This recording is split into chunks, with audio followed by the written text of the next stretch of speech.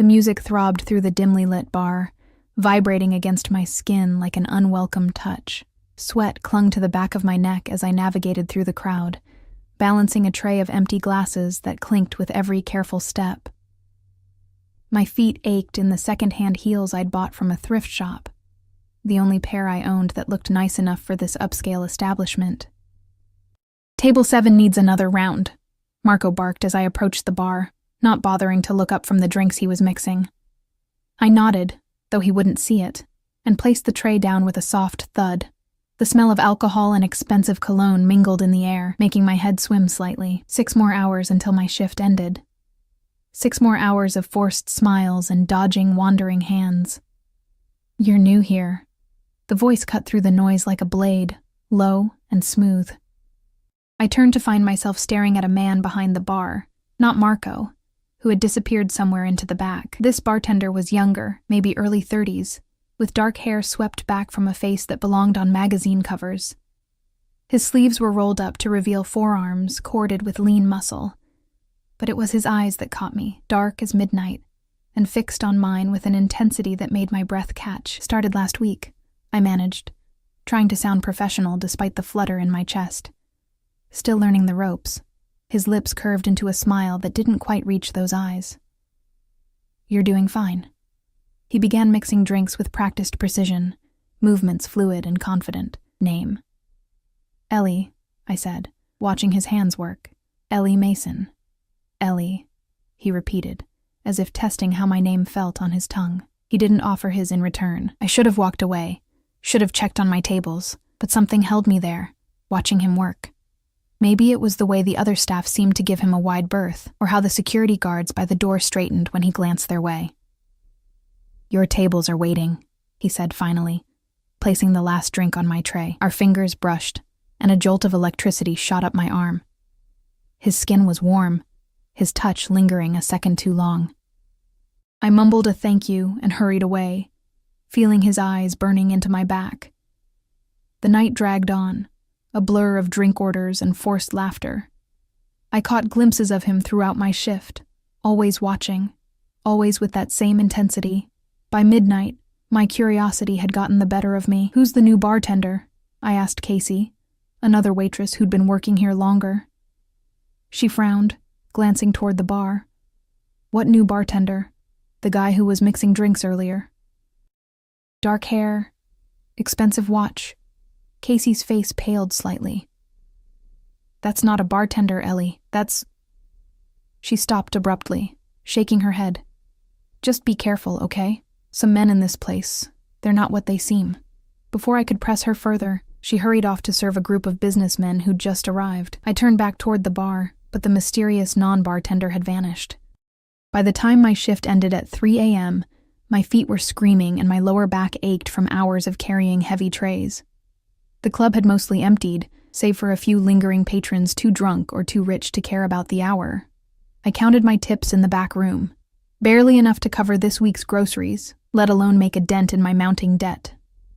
The night air hit me like a slap when I stepped outside, cold and damp after the heated interior of the club.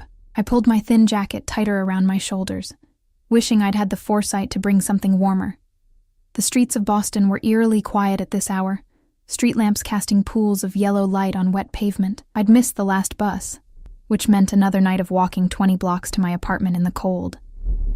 I hadn't gone more than a block when I heard footsteps behind me. Quick, purposeful. My heart rate spiked as I quickened my pace, clutching my purse closer. The city could be dangerous at this hour, especially for women walking alone. The footsteps accelerated. "Hey, wait up!" I recognized the voice instantly. Jimmy, one of our regulars. He spent most nights hitting on the waitresses and over-tipping when drunk. Tonight, he'd been particularly persistent, leaving his number on a napkin that I'd promptly thrown away. "I'm tired, Jimmy. Go home," I called over my shoulder, not slowing down. "Come on, just one drink. I know a place that's still open." His words slurred together, and I could smell the whiskey on his breath even from several feet away. I quickened my pace, but his hand suddenly gripped my arm, spinning me around. "Don't be like that," he said, his face too close to mine. "I've been watching you all night. Let go." I said firmly, trying to pull away. I'm not interested. His grip tightened painfully. Playing hard to get, huh? I like that. Fear curdled in my stomach. The street was deserted. No one to hear if I screamed. I was calculating my chances of outrunning him when headlights suddenly washed over us. A sleek black car pulling alongside the curb with a soft purr of expensive engineering. The rear door swung open, and a voice spoke from within the shadows of the vehicle. Is there a problem here? The same voice from earlier, the bartender who wasn't a bartender. Jimmy's grip loosened slightly as he turned toward the interruption, annoyed. Mind your own business, pal. The lady and I... Get in the car, Ellie. It wasn't a suggestion. It was a command, spoken with such quiet authority that I found myself moving toward the open door before I'd made a conscious decision to do so. Hey, Jimmy protested, reaching for me again. What happened next occurred so quickly I barely registered it. A large figure emerged from the front passenger seat, a broad-shouldered man with a buzz cut who moved with silent efficiency. Jimmy was suddenly on his knees, gasping, though I hadn't seen the bodyguard strike him. Get in, the voice from the car repeated, softer this time. I hesitated at the open door, peering into the dimly lit interior. The mysterious man from the bar sat inside, his features half hidden in shadow. Common sense screamed at me to run, that getting into strange cars with unknown men was exactly how women ended up on missing persons posters. I can just call a cab, I offered weakly. It's 3 a.m. in a rough neighborhood and you're being followed by a drunk who won't take no for an answer, he replied evenly. I'm offering you a safe ride home. Behind me, Jimmy was still on the ground, the bodyguard standing over him with a warning hand on his shoulder. Rain began to fall, fat drops that quickly soaked through my thin jacket. Hesitantly, I slid into the car's leather interior, the door closing behind me with a soft, expensive thunk. The interior smelled of leather and some subtle cologne, sandalwood maybe, with hints of amber. The man sat across from me, his features now visible in the dim lighting. He was even more handsome up close, with high cheekbones and a strong jaw dusted with perfect stubble. He wore a simple black suit that probably cost more than 3 months of my rent. Thank you, I said awkwardly as the car pulled away from the curb. But I could have handled it. His lips quirked in what might have been amusement. I'm sure you could have, Ellie Mason. The way he said my name sent a shiver down my spine. Not entirely unpleasant. I realized I still didn't know his. You never told me who you are, I said, trying to keep my voice steady. Or why you were pretending to be a bartender. I wasn't pretending anything, you assumed. He studied me with those dark eyes that seemed to see right through me. And names have power, especially mine. The cryptic answer should have set off warning bells, but exhaustion had dulled my senses. Besides, there was something about him that made me feel strangely safe, despite all logic suggesting otherwise. Where do you live? He asked. I hesitated before giving my address in the rundown part of South Boston. If he was surprised by the neighborhood, he didn't show it. He simply nodded and pressed a button to speak to the driver. So, I ventured after a moment of silence, do you often give rides to random waitresses, Mr. Adriano? He offered finally. And no, I don't. Then why me? His gaze was penetrating, as if he were trying to solve a puzzle. You remind me of someone. Before I could ask who, the car slowed to a stop outside my apartment building, a dilapidated structure with peeling paint and security bars on the windows. Embarrassment washed over me as I imagined how it must look through his eyes. Thank you for the ride, I said quickly, reaching for the door handle. Wait. He pulled out a business card, plain white with just a phone number embossed in black. If you ever need anything, I took it hesitantly.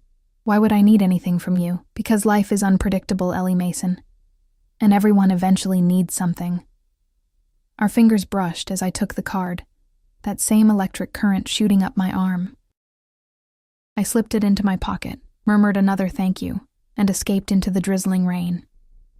It wasn't until I was safely inside my apartment, deadbolt locked behind me, that I realized I hadn't told him I was being followed tonight. Yet he'd shown up at exactly the right moment, as if he'd been watching me, as if he'd known. The next morning, I woke to pounding on my door. Bleary-eyed and still half asleep, I stumbled out of bed, wrapping myself in a threadbare robe. The insistent knocking continued as I peered through the peephole to see my landlord's reddened face. "Mason, open up." I reluctantly unlocked the door, opening it just enough to see him. "Mr. Finch, it's not even 9. "Where's my money?" he demanded, pushing the door wider. "You're 2 months behind, and I've been more than patient." My stomach sank. "I get paid next week. I can give you half then, and not good enough." His eyes narrowed. "I've got people lined up who can pay on time. Either you have the full amount by tomorrow, or you're out. But that's not legal. You have to give proper notice." He laughed, a harsh sound. "Sue me." "Oh, wait. You can't afford to. Tomorrow, Mason. All of it." The door slammed behind him, leaving me standing in the middle of my tiny apartment, panic rising in my throat. $6,000 by tomorrow. Impossible. I'd been struggling since losing my job at the accounting firm 3 months ago, after I'd reported my boss for cooking the books. They'd fired me instead of him, and I'd been blacklisted from every legitimate financial job in the city since. The bartending gig barely covered food and utilities. My savings were depleted, and my credit cards maxed out. I sank onto my second-hand couch, head in my hands, trying to think of a solution that didn't involve calling my ex-boyfriend Danny. He'd help, for a price I wasn't willing to pay. My fingers brushed against something in my robe pocket, the business card from last night. I pulled it out, staring at the elegant number. "Everyone eventually needs something," Adriano had said. But calling would mean owing him, and men like him, men who rode in cars with bodyguards and commanded rooms without speaking, didn't offer help without expecting something in return. Still, I had no other options. With trembling fingers, I picked up my phone and dialed. The phone rang 3 times before someone answered. "Yes?" A deep voice, not Adriano's. I hesitated, suddenly feeling foolish. I'm calling for Adriano. He gave me this number last night." A brief silence. "Your name?" "Ellie Mason." Another pause, the sound of muffled voices. Then Adriano was on the line, his voice sending an involuntary shiver down my spine. "Ellie." That was quick. I swallowed hard, pride warring with desperation. I wouldn't call if I had other options, I know. Something in his tone suggested he knew exactly why I was calling. "Tell me what you need." When I explained about the eviction, he was silent for so long I thought the call had dropped. $6,000, he finally said, voice neutral. "I can pay it back," I hurried to add. "I just need time to find a better job. I have a degree in finance, but..." "I know who you are, Ellie Mason, 27 years old. Bachelor's in financial analysis from Northeastern. Fired from Donovan and Associates after reporting irregularities in their client accounts. Blacklisted by half the firms in Boston." My blood ran cold. "How do you..." "I make it my business to know things," he interrupted smoothly. "Especially about people who interest me." "And why would I interest you?" I asked, trying to keep my voice steady despite the alarm bells ringing in my head. "As I said last night, you remind me of someone." He paused. "The money will be delivered this afternoon. You'll have a job interview on Monday at 10 a.m. Wear something professional." "Wait," I said quickly. "What's the catch? What do you want in return?"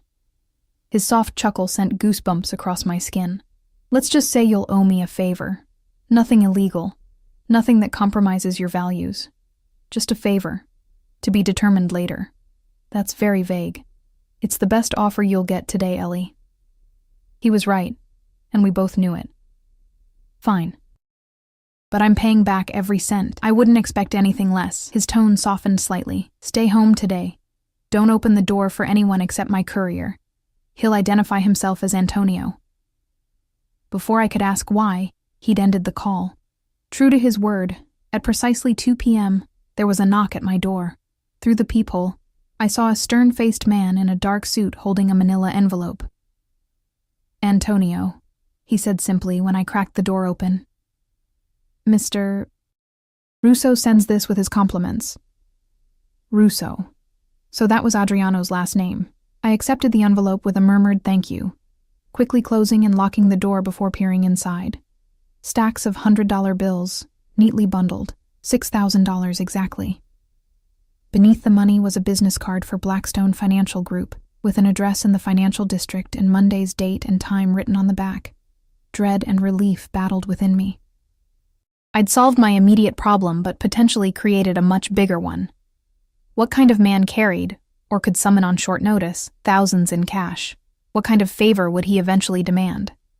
And most importantly, who was Adriano Russo, really? I spent the weekend alternating between anxiety and desperate internet searches. There was surprisingly little about any Adriano Russo in Boston.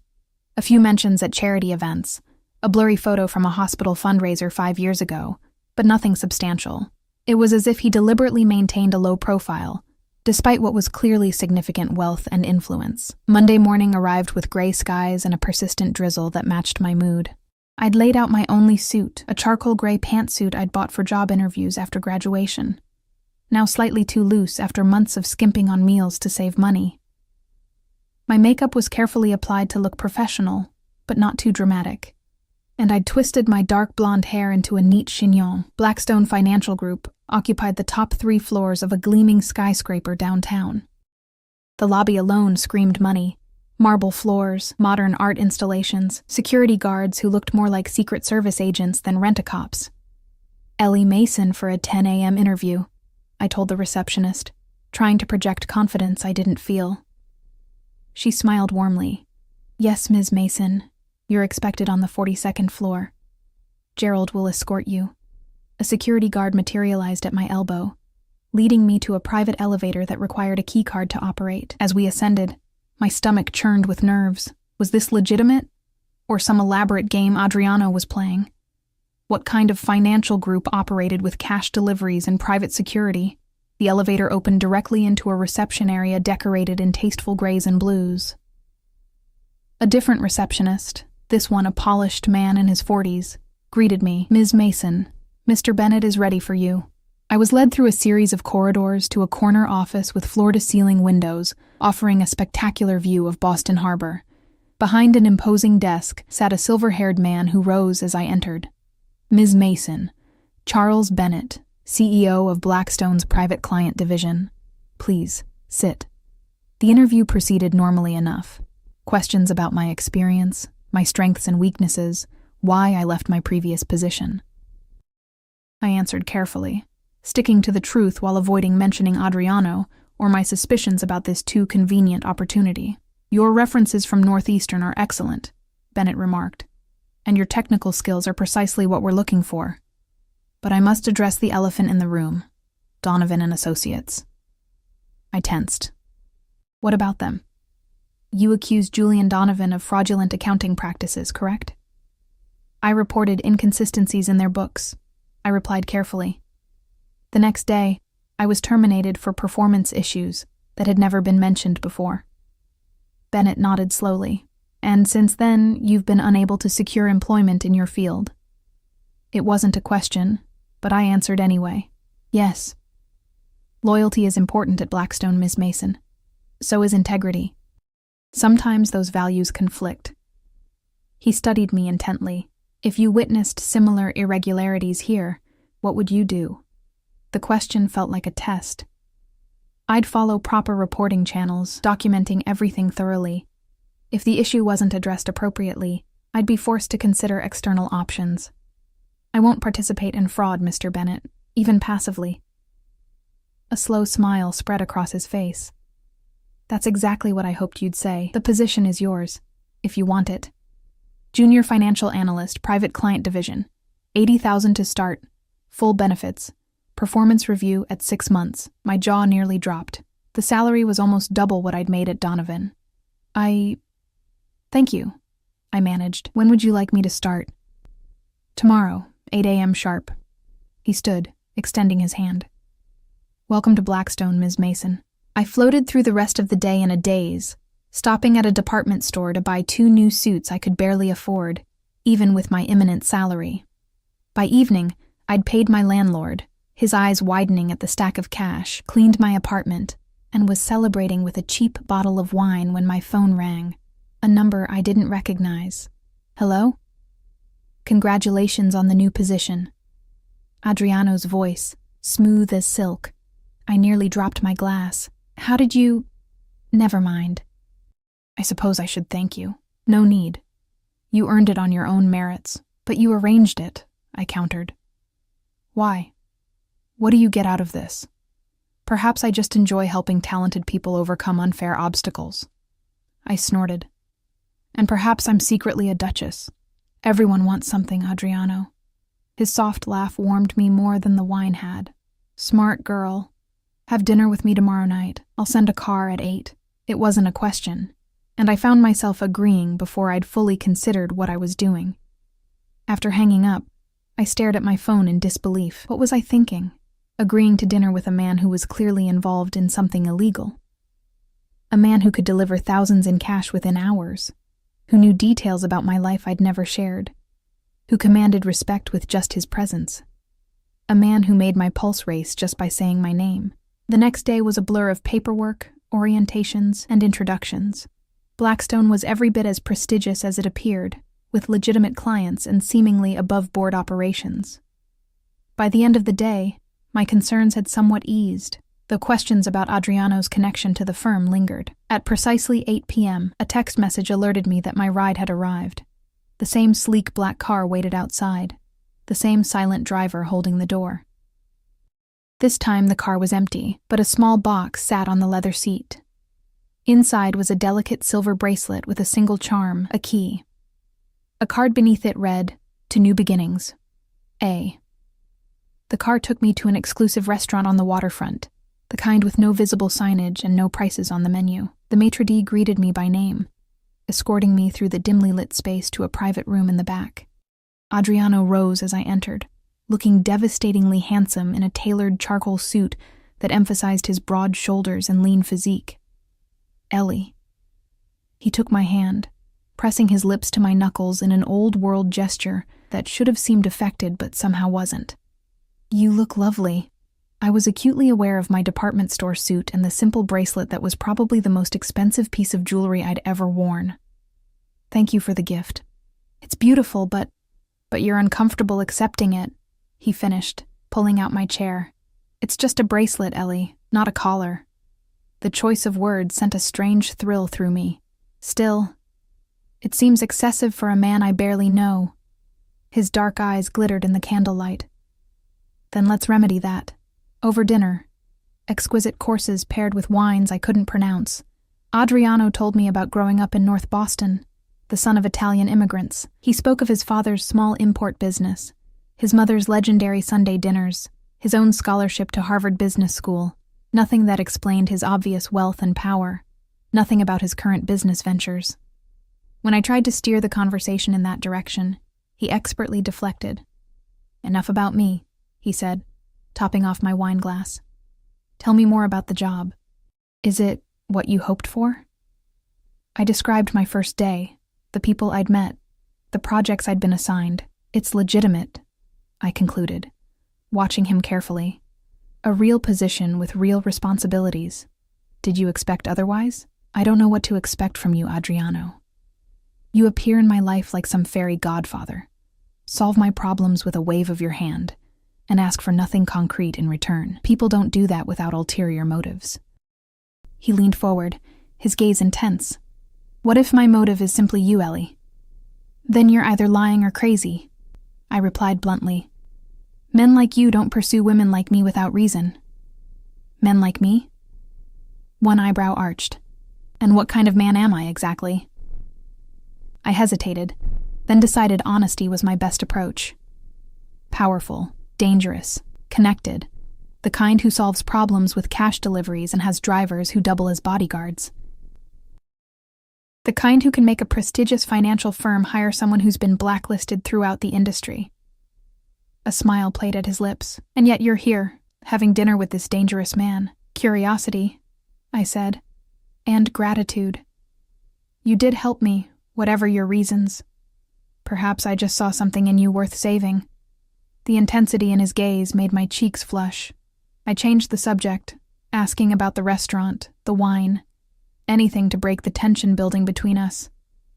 He allowed it, though his knowing smile suggested he was well aware of my discomfort. By the time dessert arrived, a decadent chocolate creation I was too full to do justice, I'd had enough wine to lower my guard slightly. When Adriano asked about my family, I found myself telling him about growing up in a small town outside Providence, my father's early death, my mother's struggle with depression that eventually led to her suicide during my sophomore year of college. "I'm sorry," he said, and the genuine compassion in his voice nearly undid me. "That explains a lot about you." "What does it explain?" "Your resilience, your determination to stand on your own." His fingers brushed mine across the table. "Your reluctance to trust." Something in his touch, combined with the wine and the emotional conversation, made me bold. "Who do you remind me of, Adriano? You said I reminded you of someone. Who?" A shadow crossed his face. "My sister, Sophia. She had your same spirit, your determination." I caught the past tense. "What happened to her?" "She died." His voice was flat. "Car accident 12 years ago." "I'm sorry." I echoed his earlier sentiment, turning my hand to squeeze his. "How old was she?" 22. Just finished college." His eyes met mine, filled with an emotion I couldn't name. "She would have been about your age now." The revelation hung between us, a possible explanation for his interest that was both innocent and somehow disappointing. Before I could respond, his phone vibrated. He checked it, his expression hardening. "I apologize, but something requires my attention." He stood, buttoning his jacket. "The car will take you home. Is everything okay? Nothing for you to worry about." He came around the table, bending to kiss my cheek. His lips lingered near my ear as he whispered, "Sweet dreams, Ellie Mason." Then he was gone, leaving me with a strange emptiness I couldn't explain. The driver appeared moments later to escort me to the car. As we pulled away from the restaurant, I caught a glimpse of Adriano in the parking lot, surrounded by 3 men in dark suits, his face a mask of cold fury that transformed him into someone I didn't recognize. For the first time, I felt a flicker of real fear about what I'd gotten myself into, and with whom.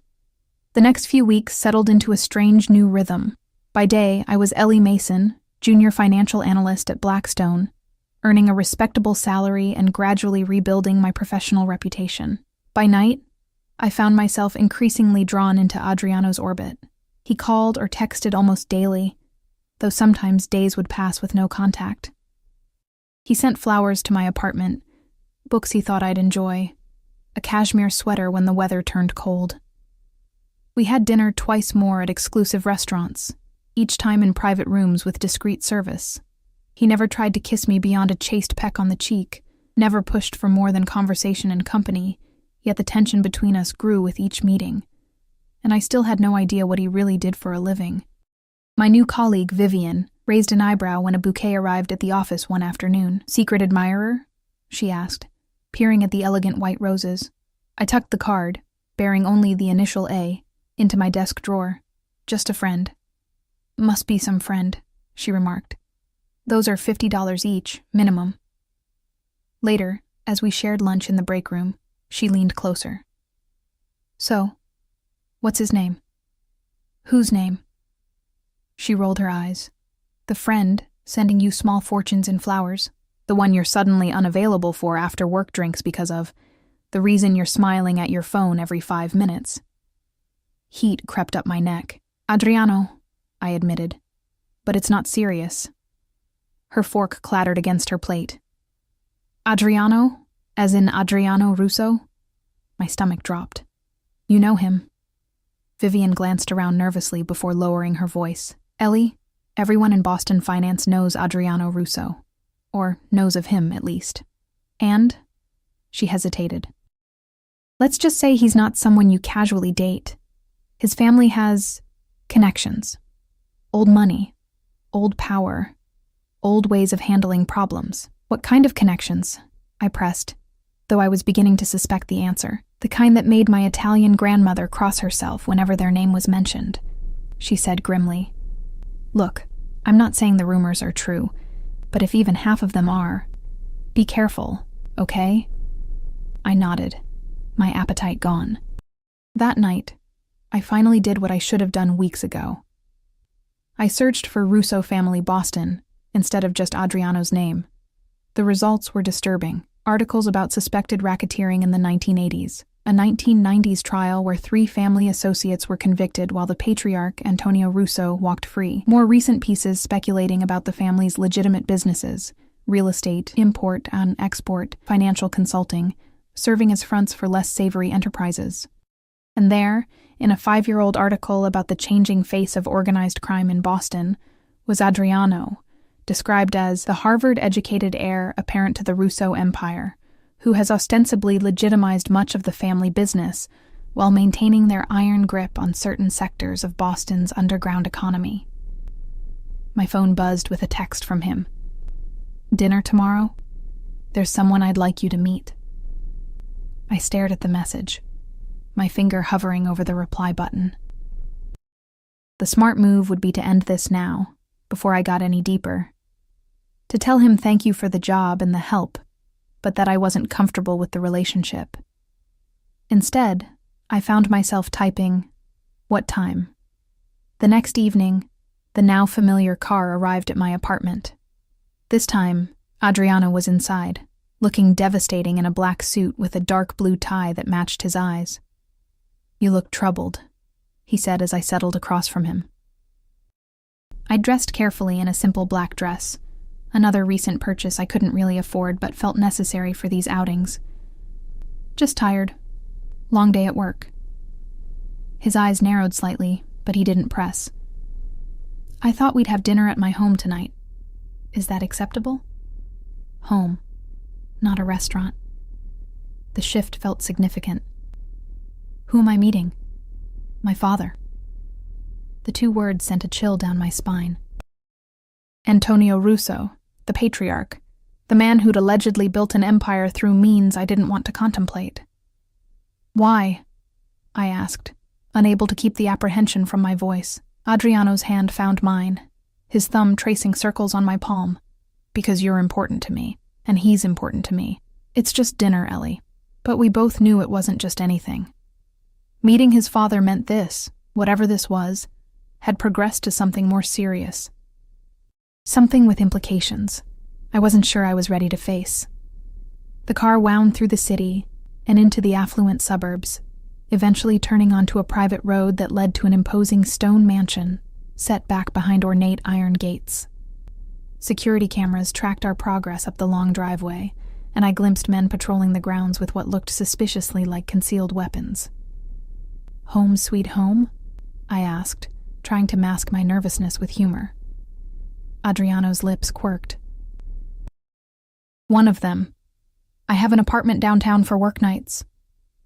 The house was as impressive inside as out. Soaring ceilings, marble floors, priceless artwork.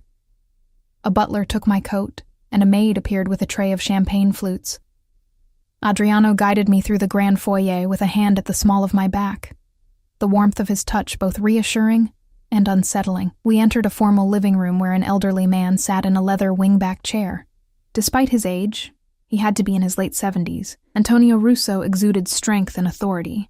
His silver hair was impeccably styled, his suit custom-tailored to his still-fit frame.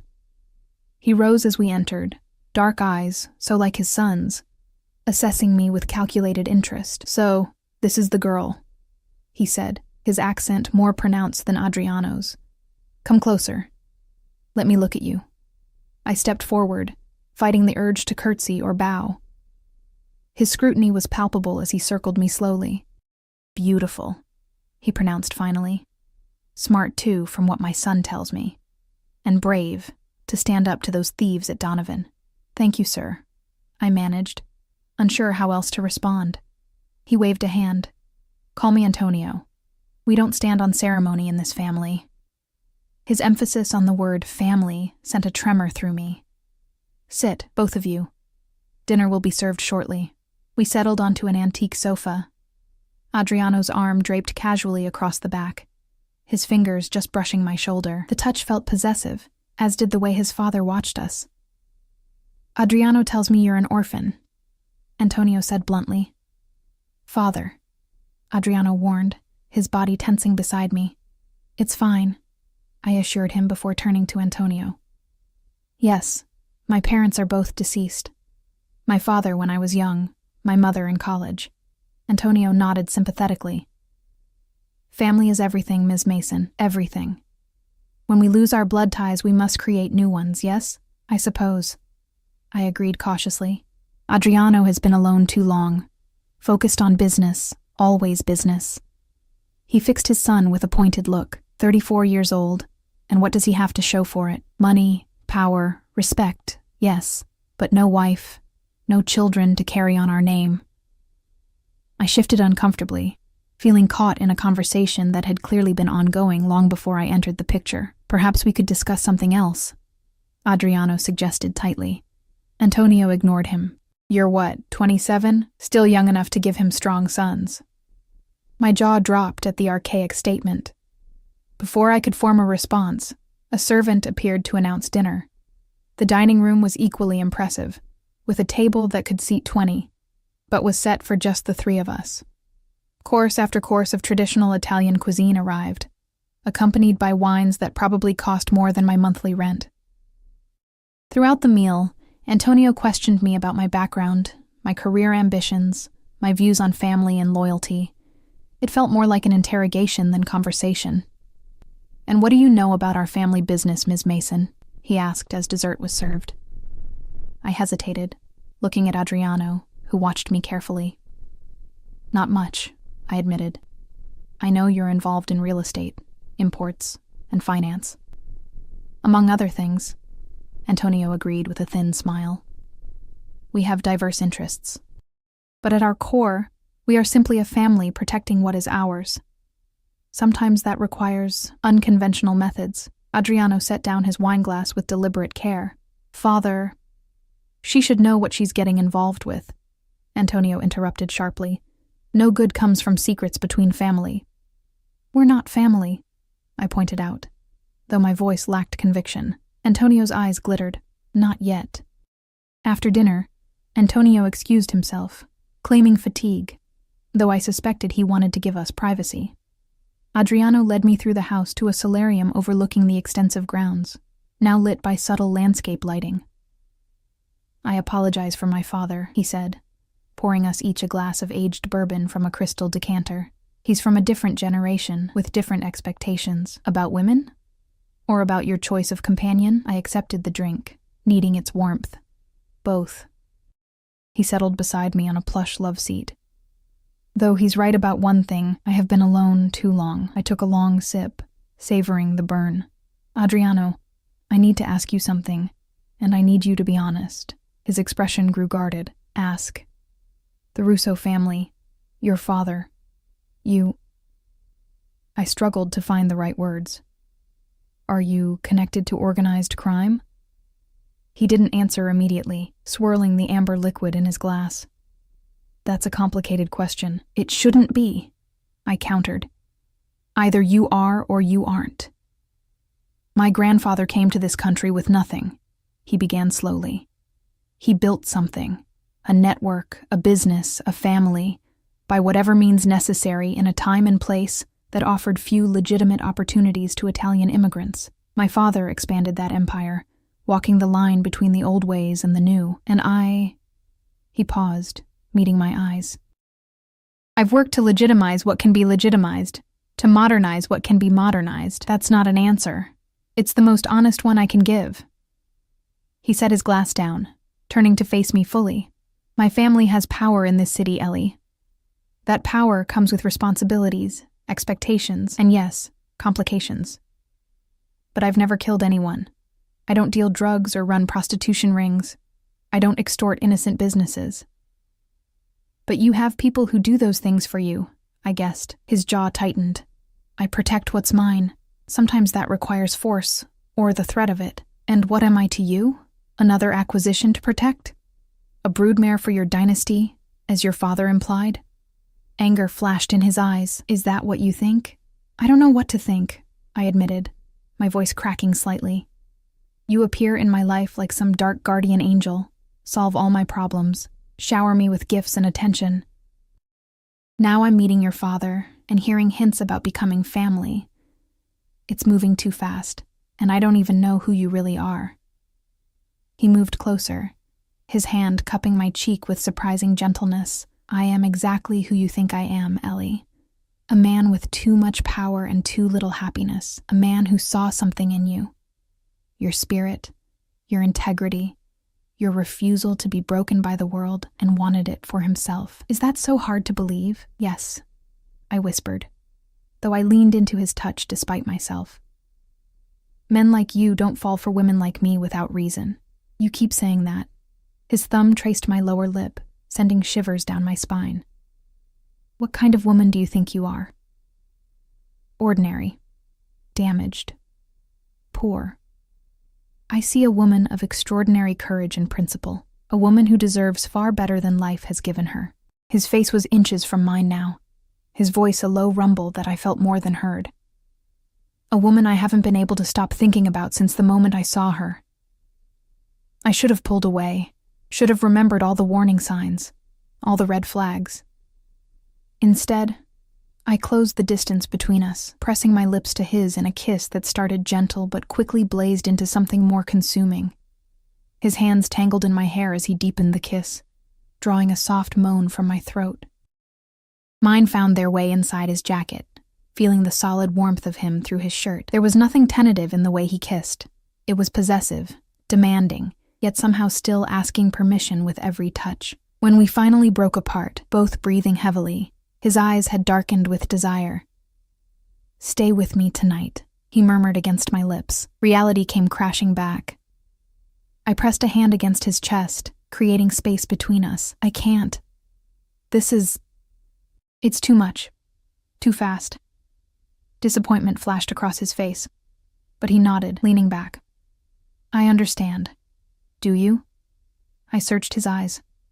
Because I'm not sure I do. What is this, Adriano? What do you want from me? Everything, he said simply. But I'll take whatever you're willing to give. The raw honesty in his voice undid me. I surged forward again, capturing his mouth in another kiss, this one more desperate than the last.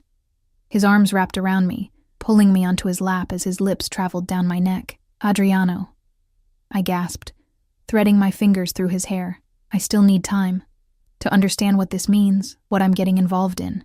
He pulled back, studying my face with an intensity that made my heart race. Take all the time you need. But know this, Ellie Mason. I protect what's mine, and from the moment I saw you, I've considered you mine. The possessive statement should have alarmed me. Instead, it sent a thrill of excitement through my body, a dangerous warmth pooling low in my belly. This man, this dangerous, powerful, complex man, wanted me. Not as a toy or a trophy, but as something essential. I'm not yours, I said, needing to assert some independence even as my body betrayed me by melting against him. I don't belong to anyone, not yet. He echoed his father's words, a smile playing at his lips. But you will be. The car ride back to my apartment was charged with unspoken tension. Adriano kept a careful distance, but his eyes rarely left me, dark with promised pleasures that made my skin flush. When we arrived, he walked me to my door, the hallway of my rundown building somehow transformed by his presence. Thank you for coming tonight, he said formally, though his eyes burned with anything but formality. Thank you for inviting me, I replied, equally proper. We stood there, the air between us electric with possibility. Then he stepped back, the perfect gentleman. Good night, Ellie. Good night, Adriano. I closed the door behind me, leaning against it as I listened to his retreating footsteps. Only when I heard the building's front door close did I allow myself to breathe normally again. My phone buzzed with a text. Dream of me. A. I smiled despite myself, already knowing I would. The next morning, I woke to another text. Check your email. Important. Curious, I opened my work email to find a message from my boss, asking me to handle a new account, Russo Holdings. Attached were financial statements for what appeared to be a legitimate real estate corporation, with assets in the hundreds of millions. A second text arrived. Thought you might appreciate seeing the legal side of my business interests. Lunch today? I stared at my phone, torn between professional curiosity and personal caution. Last night had crossed a line, but in the cold light of morning I wasn't sure if I regretted it or wanted more. I have a meeting at noon, I typed back. Rain check? His response was immediate. Dinner then. 8 p.m. I'll send the car. I hesitated only briefly before responding. Okay. As I prepared for work, Examining the Russo Holdings documents more carefully, I noticed something odd, a recurring payment of $50,000 each month to a company called Phoenix Consulting. The amount was small enough to escape casual scrutiny in a portfolio this size, but large enough to catch my analyst's eye. I dug deeper, but found nothing about Phoenix Consulting in any of the supporting documentation. No contracts, no invoices, no description of services, just regular payments, authorized by Adriano himself. Professional curiosity won out over personal involvement. I flagged the item for discussion, adding it to my list of questions about the account. By the time I left the office that evening, my nerves were frayed from a day spent analyzing Adriano's business empire. Most of it appeared legitimate: high-end real estate developments, import businesses specializing in Italian wines and luxury goods, investment portfolios diversified across multiple sectors. But there were other elements that raised red flags: cash-intensive businesses like nightclubs and restaurants with suspiciously high profit margins, consulting fees to vaguely named companies, real estate holdings in areas known for criminal activity. I was so lost in thought that I almost missed the black sedan parked across from my building. Not Adriano's usual car, but similar. As I approached my entrance, the car door opened, and a man stepped out. Not Adriano, but someone vaguely familiar. "Ms. Mason," he called, crossing the street toward me. "Got a minute?" Recognition clicked. Jimmy, the drunk from the club who had accosted me the night I met Adriano. Only he didn't look drunk now. He looked frighteningly sober and purposeful. I froze, keys clutched in my hand like a makeshift weapon. "What do you want?" Jimmy smiled, a cold expression that didn't reach his eyes. "Just a friendly conversation, Ms. Mason. I don't think we have anything to discuss." I edged toward my building entrance. "Oh, but we do." He moved to block my path, maintaining a carefully non-threatening distance. "Specifically, your new boyfriend." My pulse quickened. "I don't know what you're talking about. Adriano Russo." He pronounced the name with careful emphasis. "Boston's most eligible bachelor, and most dangerous crime boss." I kept my expression neutral despite the cold dread spreading through me. "I really need to go." "You have no idea what you're getting into," Jimmy continued, his tone almost conversational. "The Russos aren't just wealthy businessmen. They're killers, extortionists, loan sharks, and you are?" I interrupted, finding courage in anger. He reached into his jacket, producing a badge. "Detective James Moretti, Boston Police Department, Organized Crime Division." The revelation hit me like a physical blow. Not a drunk harassing a waitress that night, but an undercover cop. And Adriano had known exactly who he was. "I'm investigating the Russo family," he continued, replacing his badge. "Have been for years, and now you've landed right in the middle of their world." "I'm not in the middle of anything," I insisted. "I barely know Adriano," Moretti's eyebrow arched skeptically. "Meeting the family patriarch for dinner? That's more than barely knowing in their world. That's being vetted for marriage." My cheeks flushed.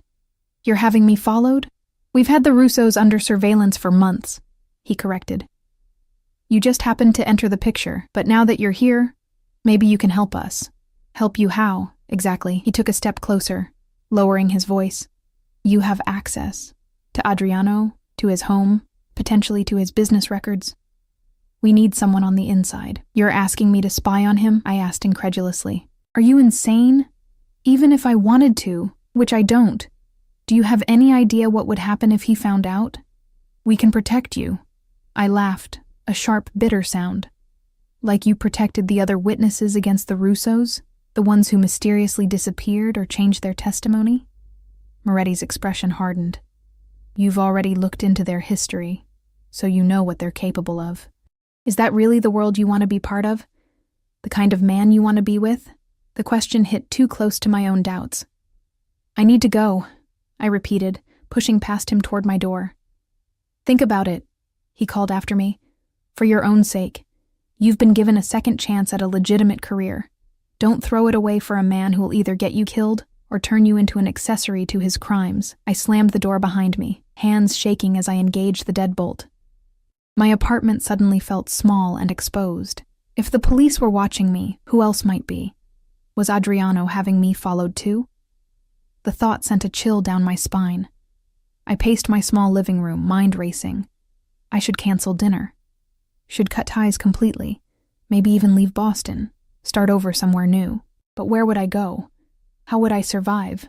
And most troubling, why did the thought of never seeing Adriano again hurt more than it should?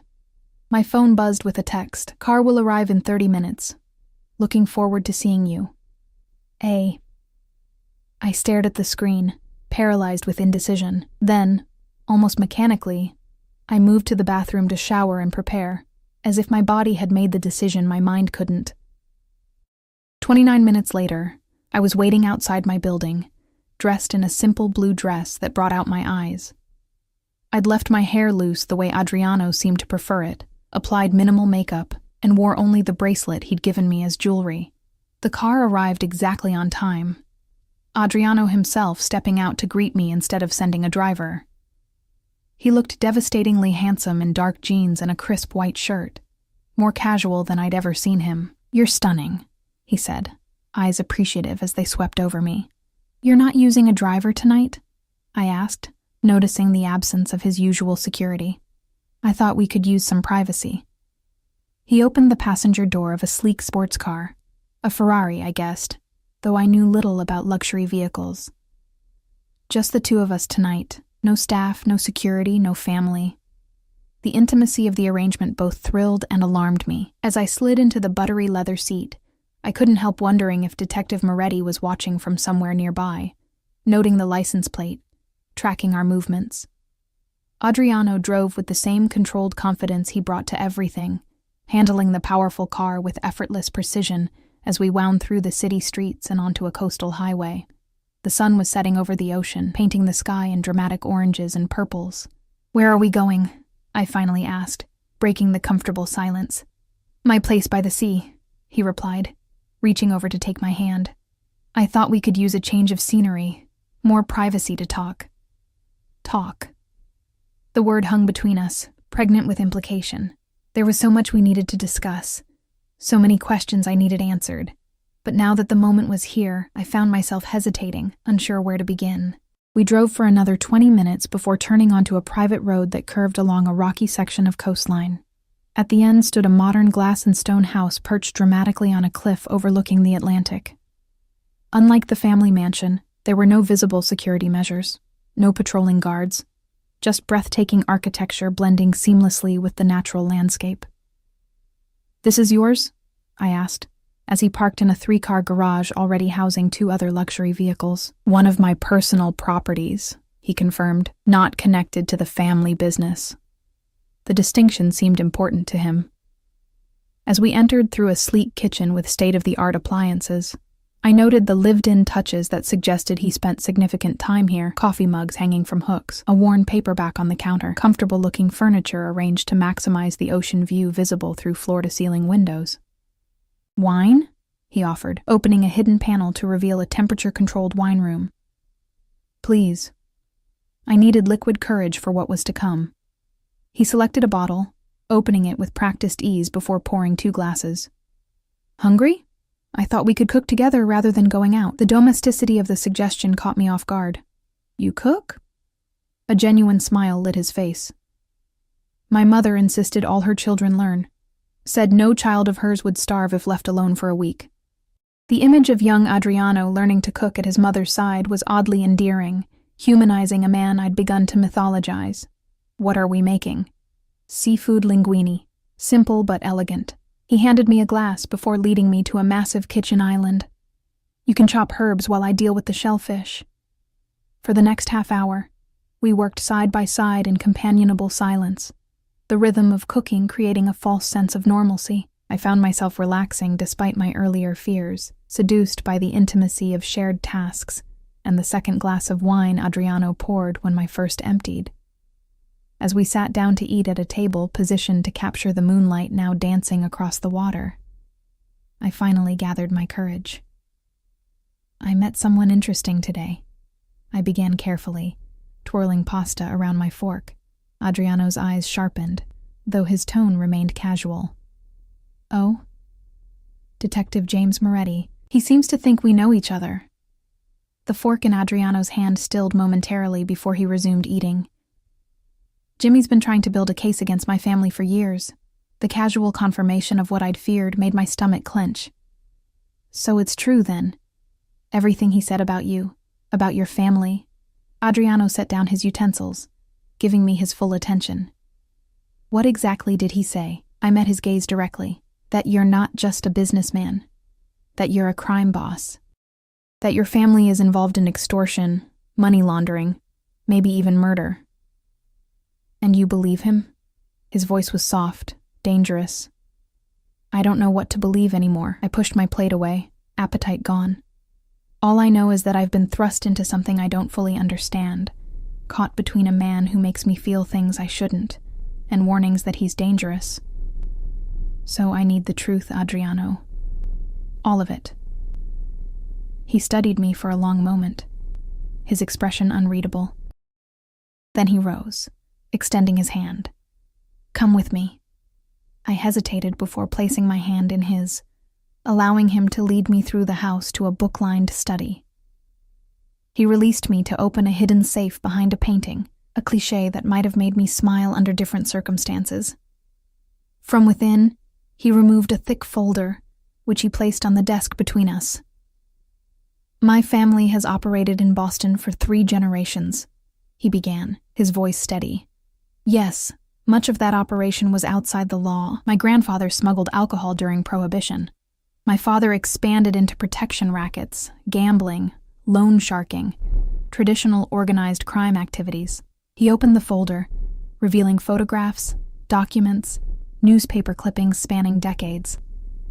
When I took over 10 years ago, I began legitimizing our enterprises. Real estate, import, export, financial services, all genuine businesses now, though some were built with money that wasn't originally clean. And the not-so-legitimate aspects? I pressed. His jaw tightened. We still protect what's ours. We still have arrangements with certain businesses in certain neighborhoods. We still solve problems that can't be solved through conventional channels. Have you killed people? The blunt question hung in the air between us. Adriano didn't flinch. I've given orders that resulted in deaths.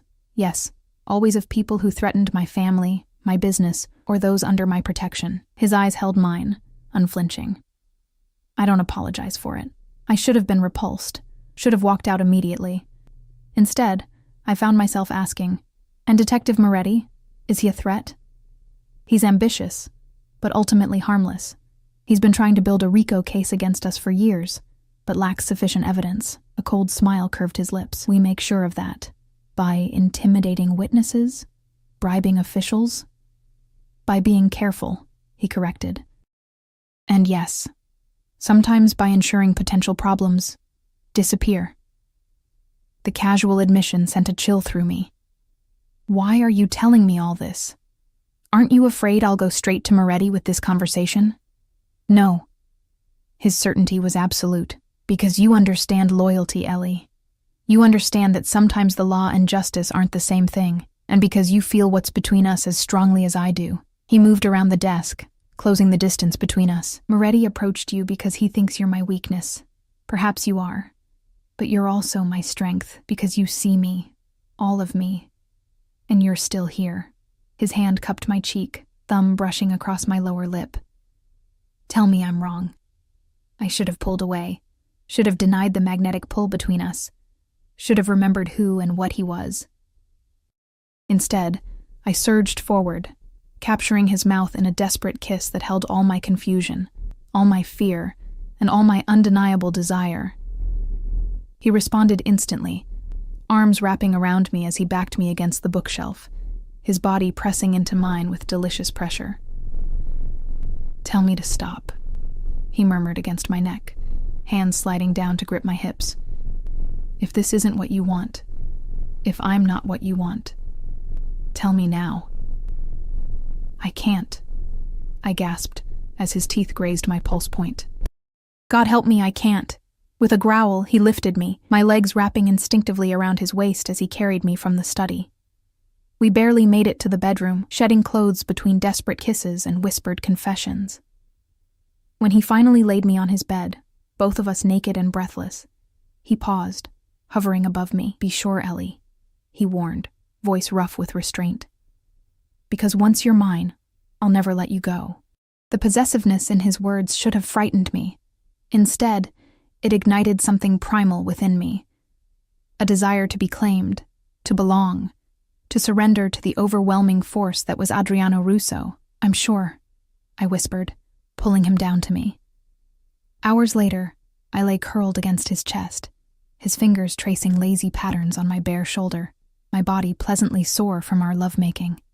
Outside, moonlight silvered the waves crashing against the cliffs below, beautiful, powerful, dangerous, like the man beside me. "What happens now?" I asked softly, not wanting to break the peaceful moment, but needing to know. "Now you're mine," he replied simply, pressing a kiss to my temple. "And I protect what's mine. And Moretti? Don't worry about him." His voice hardened slightly. "He won't approach you again." The implication sent a ripple of unease through me. "Don't hurt him, Adriano. He's just doing his job. As long as he stays away from you, he has nothing to fear." His arm tightened around me possessively. "But he should know better than to touch what belongs to me." I propped myself up on an elbow, looking down at his beautiful face. "I don't belong to you." A slow smile spread across his lips. "Your body says otherwise." His hand slid down my bare back to cup my bottom. "As does the fact that you're still here, even knowing what you know." He was right, and we both knew it. Despite everything, the warnings, the revelations, the danger, I had made my choice. I had crossed a line that couldn't be uncrossed. "I need to keep my job," I said, changing topics slightly. "I need my own life, my own identity outside of this." I gestured between us. "Of course." He nodded seriously. "I admire your independence, your principles. I would never ask you to compromise them. And I need to know you won't use me to launder money or hide illegal activities." I held his gaze firmly. "I won't compromise my professional ethics even for you." Instead of anger, respect flashed in his eyes. "Agreed. Blackstone is legitimate, and your role there will remain above reproach." "I give you my word." "Your word as a crime boss?" I couldn't help the sardonic question. "My word as a man in love," he replied softly. The declaration stunned me into silence. Love? We'd known each other barely 2 months, yet as I searched his face, I saw nothing but sincerity in his dark eyes. "That's fast," I managed finally. "When you know, you know." He shrugged, seemingly untroubled by my lack of reciprocation. "My family has always loved deeply and instantly. It's both our greatest strength and our greatest weakness." I laid my head back on his chest, listening to the steady beat of his heart. "I need time, Adriano. This is all a lot to process. Take all the time you need." His fingers resumed their gentle exploration of my skin. "But sleep here tonight, with me." It wasn't a question, but neither was it a command, just a wish, spoken softly into the darkness. I nodded against his chest, already drifting toward sleep, lulled by his warmth and the rhythmic sound of waves breaking against the shore. I woke to sunlight streaming through floor-to-ceiling windows and the smell of coffee. Adriano was gone from the bed, but his robe lay draped across the foot, an implicit invitation. I slipped it on, the silk caressing my skin as I padded through the house, following the aroma to the kitchen. Adriano stood at the stove, dressed only in low-slung pajama bottoms, his broad back and defined shoulders on full display as he cooked what smelled like frittata. The domestic scene was so at odds with what I now knew about him that I paused in the doorway, momentarily disoriented. "Stop overthinking," he said without turning around. "I can hear the gears in your head from here." "How did you—" "I always know when you enter a room." He glanced over his shoulder, eyes warming as they took in the sight of me in his robe. "My body recognizes yours now." Heat rushed to my cheeks at the intimate statement. I moved to the coffee pot, pouring myself a cup to hide my reaction. "What time is it?" "Just after 8. Do you need to be at work?" I shook my head. "It's Saturday." "Good." He slid the frittata onto a serving plate. "Then we have all day." The prospect was both thrilling and terrifying. "For what?" "For whatever you want." He set the plate on the island between us. "Talk, make love again, go sailing, I have a boat docked nearby, or simply exist together in the same space while you process everything you learned last night. The casual options, offered without pressure, eased something tight in my chest. This man, this dangerous, powerful man who had confessed to ordering deaths, was giving me space, giving me choices.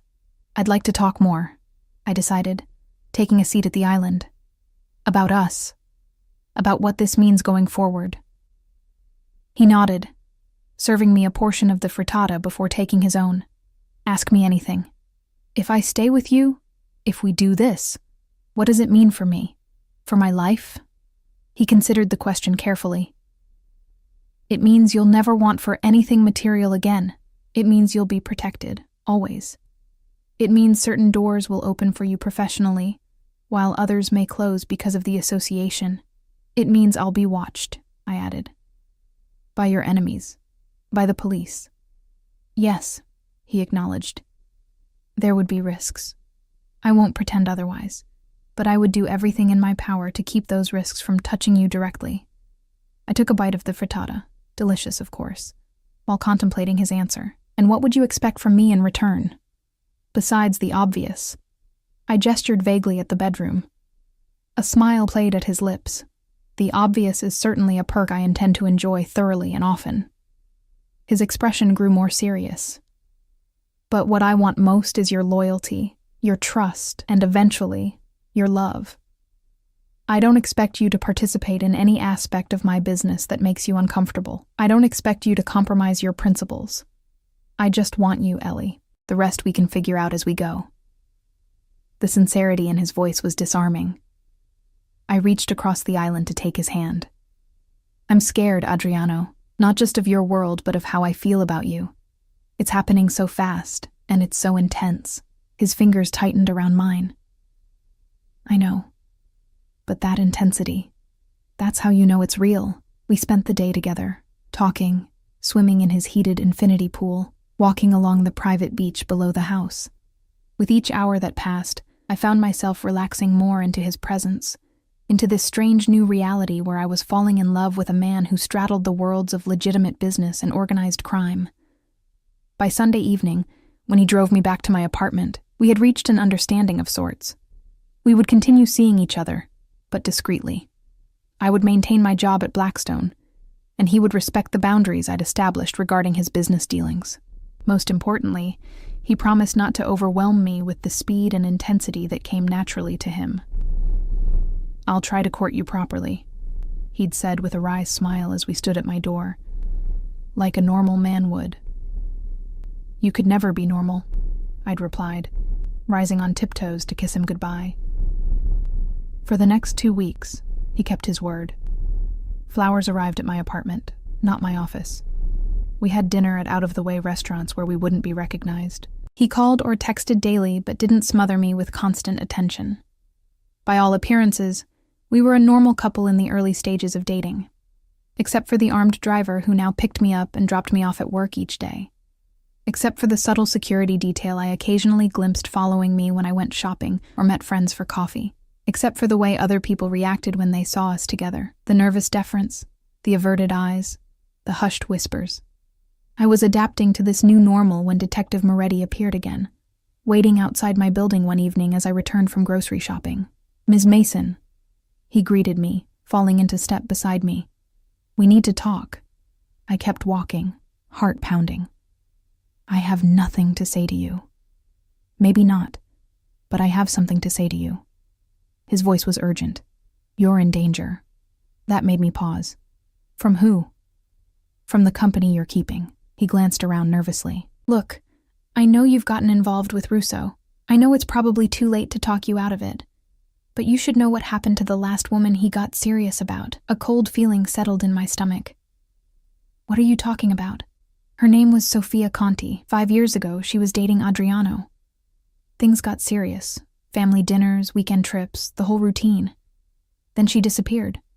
Police reports said she left town suddenly, but nobody's heard from her since. Sofia. The name of his sister, who died 12 years ago. You're lying. Am I? Moretti produced a photograph from his jacket. A beautiful young woman with dark hair and olive skin, smiling at the camera. "This is Sophia. Look familiar?" I stared at the photo, confusion washing over me. The woman did look vaguely familiar, similar to me in coloring and build, though with darker features, similar to how Adriano had described his sister. He told you she was his sister, didn't he? Moretti pressed, seeing my reaction. That's his pattern, Ellie. He finds women who remind him of Sophia, women he can control, women who need his help. Then when they get too close, when they learn too much, they vanish. That's ridiculous, I said. But my voice lacked conviction. If that were true, why hasn't he been arrested? Because he's careful. Because he has half the city in his pocket. Because no bodies have ever been found. Moretti's eyes were pleading now. I'm not asking you to wear a wire or testify against him. I'm just asking you to save yourself before it's too late. I pushed past him toward my building entrance. Leave me alone. Just ask him, Moretti called after me. Ask him about Sophia Conti. Watch his reaction. And if you ever need help, if you ever feel unsafe, call me. He pressed a card into my hand. Day or night?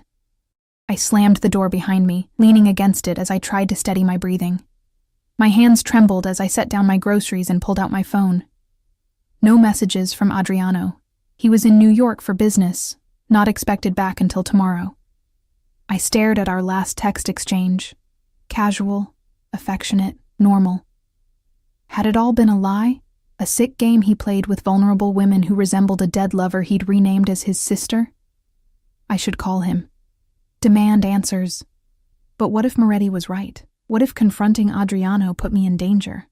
I spent a restless night, alternating between absolute certainty that Moretti was lying to feed his obsession with bringing down the Russos, and gnawing doubt that made me question everything Adriano had told me.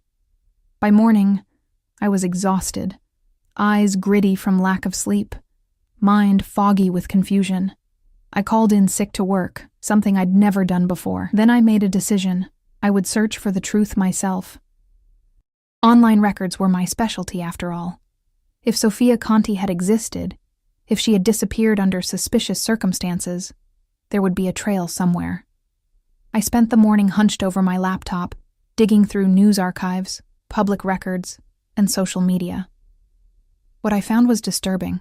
Sophia Conti had indeed existed, a graduate student in art history at Boston University who had disappeared 5 years ago.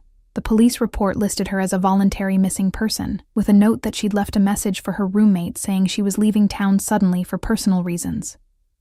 The case had been closed after minimal investigation. More troubling were the photos I found on an archived social media account. Sophia with friends at a gallery opening, Sophia on a boat, laughing at the camera. And one photo that made my blood run cold. Sophia at a charity gala, standing beside a younger Adriano, his arm draped possessively around her waist.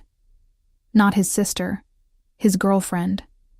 A girlfriend who looked disturbingly like me and who had vanished without a trace. I was still staring at the photo when my phone rang. Adriano. I let it go to voicemail, too shaken to speak to him. He texted immediately afterward. Back early from NY, coming to see you tonight. Miss you. A. Panic gripped me. I wasn't ready to face him, wasn't ready to confront what I'd learned. I needed time to think, to plan, to decide what to do. I texted back. Not feeling well. Took sick day. Can we rain check? His response was immediate. What's wrong? I'll bring soup and medicine. Be there in an hour. The thought of him in my apartment, where I couldn't escape, where evidence of my research was scattered across my laptop, terrified me. I typed quickly. No, just need to sleep. Call you tomorrow. 3 dots appeared as he typed, disappeared, then appeared again. Finally, something's wrong. Tell me. I stared at the screen, heart pounding. He knew me too well already. I tried for normalcy. Just a bad cold. Don't want to get you sick before your big meeting tomorrow. A long pause. Then, Ellie, you've never lied to me before. Don't start now. What's happened? My fingers hovered over the keyboard. Should I confront him? Ask about Sophia Conti? Demand explanations for the lies? Before I could decide, a knock sounded at my door. I froze. eyes darting to the security chain I'd thankfully engaged. Through the peephole, I saw Antonio, Adriano's courier. "Ms. Mason," he called through the door. "Mr. Russo sent me to check on you." "I'm fine," I called back, voice higher than normal. "Just sleeping. Please tell him I'll call tomorrow." A pause. "He'd like to speak with you directly, Ms. Mason." "He's concerned." My phone buzzed with another text. "Let Antonio in. Please. The control, the surveillance, the pressure. Suddenly it all felt suffocating. I'll call Adriano later," I insisted. "I need to rest now." More shuffling in the hallway, then Antonio's voice again, lower this time as he spoke into what I assumed was a phone. I couldn't make out the words. My own phone rang again. Adriano. This time I answered. "What's going on?" His voice was tense. "Why won't you let Antonio in?" "Because I don't want visitors right now," I said, striving for firmness despite my racing heart. "I told you I'm sick. You're lying." His tone was flat, certain. "Something's happened. Someone's spoken to you." The accuracy of his guess sent a chill down my spine. "Why would you think that?" "Because you've never shut me out before." A pause. "Was it Moretti? What did he tell you?" The direct question caught me off guard. "How did you—" "My security detail saw him approach you last night. They didn't intervene because you seemed to be handling it." His voice hardened. "What lies did he feed you, Ellie?" "Were they lies?" I countered, finding courage in anger. "He showed me a picture of Sofia Conti. Said she was your girlfriend, not your sister. Said she disappeared after getting too close to you." Silence. Then, very quietly, "Let me in, Ellie. Not Antonio. Me." "I'm downstairs." My heart lurched. "You're here? How?" "I flew back the moment you started acting strange. I've been watching your building, hoping you'd come out so we could talk somewhere neutral. But since you won't—" He sighed. "Please, let me explain in person. If you don't like what I have to say, I'll leave and never bother you again." I hesitated, weighing my options. If I refused, would he force his way in? If I agreed, was I putting myself in danger? But if he'd wanted to hurt me, he'd had plenty of opportunities already. "Fine," I said finally. "Come up." Minutes later, another knock at my door. Through the peephole, I saw Adriano. Hair slightly disheveled, eyes shadowed with what looked like genuine concern. I unbolted the door but left the chain engaged, opening it just enough to see him clearly. "Take your security and go home, Adriano. I'll talk to you alone, or not at all." He hesitated, then nodded, pulling out his phone to issue brief instructions. After a moment, he put the phone away. "They're gone. It's just me now." I closed the door to remove the chain, then reopened it fully, standing aside to let him enter. He stepped inside cautiously, as if entering a minefield. I noticed he wore casual clothes, jeans and a sweater, rather than his usual suit, and carried nothing but his phone. "You look terrible," he said softly, taking in my appearance. Unwashed hair, pale face, eyes red from crying and lack of sleep. "Yes. Well, finding out your boyfriend might be a murderer will do that to a girl." The words came out sharper than intended. He flinched, actual pain flashing across his features. "Can we sit, please?" I gestured toward the couch, taking the armchair across from it, maintaining distance between us. He sat forward, elbows on his knees, hands clasped. "Sofia Conti was my girlfriend 5 years ago," he began without preamble. "We met at a gallery opening. She was beautiful, passionate about art, completely unimpressed by my money or my name. I fell hard and fast." I remained silent, watching his face carefully. "She did resemble my sister somewhat. Same coloring, similar features. Maybe that attracted me initially, I don't know. But she wasn't a replacement for Sofia Russo. She was her own person, and I loved her for herself." "What happened to her?" I asked, voice barely above a whisper. Pain clouded his eyes. "She discovered things about my business, things I hadn't told her. She found documents in my office one night when I was out. When I came home, she confronted me, threatened to go to the police." My breath caught. And I begged her not to. Told her I loved her, that I was working to legitimize everything, that she just needed to give me time. His voice roughened with emotion. She agreed to think about it, said she needed a few days. The next morning, she was gone, left a note saying she couldn't live with what she knew, that she was leaving Boston and starting over somewhere new. Did you kill her? The blunt question hung in the air between us. No. His eyes met mine, unwavering. I loved her. I would never hurt her. Then where is she? I pressed. If she just left town, why has no one heard from her in 5 years? He looked down at his hands. Because I made it that way. What does that mean? It means I gave her what she asked for. A new life, far away from me and my world. He sighed heavily. She contacted me a week after she left. Said she was terrified, that she couldn't just disappear, that people would look for her. So I arranged things. New identity, new documentation, enough money to start over somewhere I wouldn't know about, so I could truthfully say I had no idea where she was. You expect me to believe that? I asked incredulously. That you just let her go, helped her vanish. After she threatened to expose you, I loved her. He repeated simply. And yes, I let her go, because sometimes if you truly love someone, you do what's best for them, even if it destroys you. The raw pain in his voice seemed genuine. But then, he'd be an expert at manipulation, wouldn't he? Prove it, I challenged. His eyebrow arched. How? Show me she's alive, that she's out there somewhere, living her new life. He shook his head. I can't. I told you. I arranged everything so that I wouldn't know her location or new identity. It was safer that way for both of us. Convenient, I muttered. It's the truth. He leaned forward, eyes intense. Ellie, I've never lied to you about who I am or what I've done. Yes, I told you Sophia was my sister because I wasn't ready to share the full story of what happened with Sophia Conti. That was wrong, and I'm sorry. But I did not hurt her. I would never hurt a woman I loved. And you love me? The question came out half skeptical, half hopeful, more than I thought possible. He answered without hesitation. Enough to let you walk away right now if that's what you want. Enough to disappear from your life completely, to ensure no one associated with me ever bothers you again. I studied his face, the genuine anguish in his eyes, the tension in his jaw, the way his hands gripped each other so tightly his knuckles had whitened. Everything in his posture, his expression, screamed sincerity. But then, he would be an excellent liar, wouldn't he? His entire life was built on secrets and deception. I need time, I said finally. Time to think. To decide if I can trust you. Relief flickered across his features. It wasn't a rejection. At least not yet. Take all the time you need.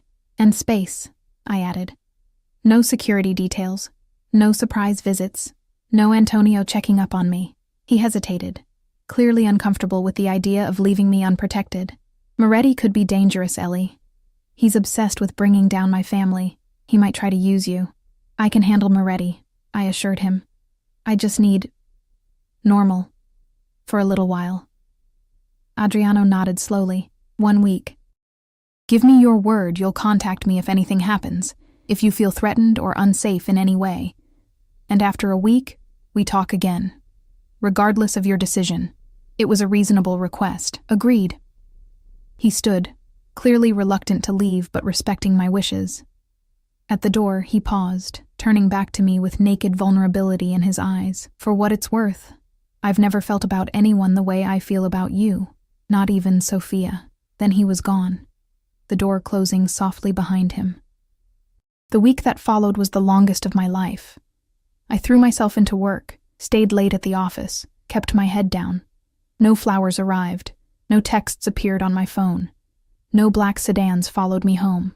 Adriano was honoring our agreement to the letter. I missed him with an intensity that shocked me. By day 5, I'd made my decision. I spent hours drafting and redrafting a text to him, trying to find the right words. In the end, I went with simplicity. I choose to believe you, not because I'm certain, but because I want to be with you enough to take the risk. But there need to be rules going forward. Complete honesty. No more half-truths. And I want proof Sophia Conti is alive. His response came within minutes. Dinner tonight? My place downtown. 8 p.m. I'll send a car, but only if you're comfortable. And Ellie, thank you for your faith in me. I won't betray it. I texted back a simple yes and spent the next few hours in a state of nervous anticipation, changing outfits 3 times before settling on a simple black dress that made me feel confident. When the car arrived, I was ready, resolve strengthening with each mile we drove. Adriano's downtown apartment occupied the entire top floor of a luxury high-rise, with panoramic views of the city through walls of glass. He opened the door himself, looking as nervous as I felt, dressed in dark slacks and a blue shirt that brought out the warmth in his olive skin. "You came," he said, relief evident in his voice. "I came," I confirmed, stepping inside. The apartment was minimalist but warm.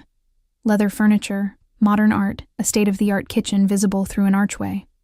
On the dining table, dinner was already laid out, a simple meal of pasta and salad, 2 glasses of wine poured and waiting. "Before we eat," he said, leading me not to the table but to a sleek desk in the corner where a laptop sat open. "I have something to show you." He pulled out the chair for me, then leaned over to type a complex password. A folder opened, revealing a single video file. "This was delivered to me yesterday, through channels so secure even I don't know their origin. Watch." He clicked play, then stepped back, giving me space. On screen, a woman appeared. Older than in the photos I'd seen, her once dark hair now lighter.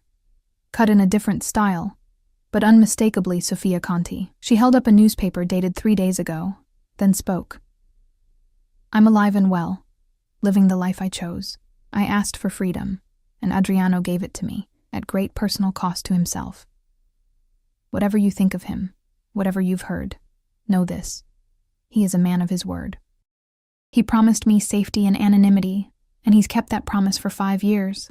I'm only breaking it now because he said someone important to him needs reassurance." She smiled sadly. "Be wiser than I was. If you love him, really love him, don't run. Stay and help him become the man he's trying to be." The video ended, the screen going black. I sat in stunned silence, processing what I'd just seen. It could be faked, of course. Technology made almost anything possible. But something in her eyes, in the specific details she'd mentioned, rang true. "How did you find her?" I asked finally. "I didn't."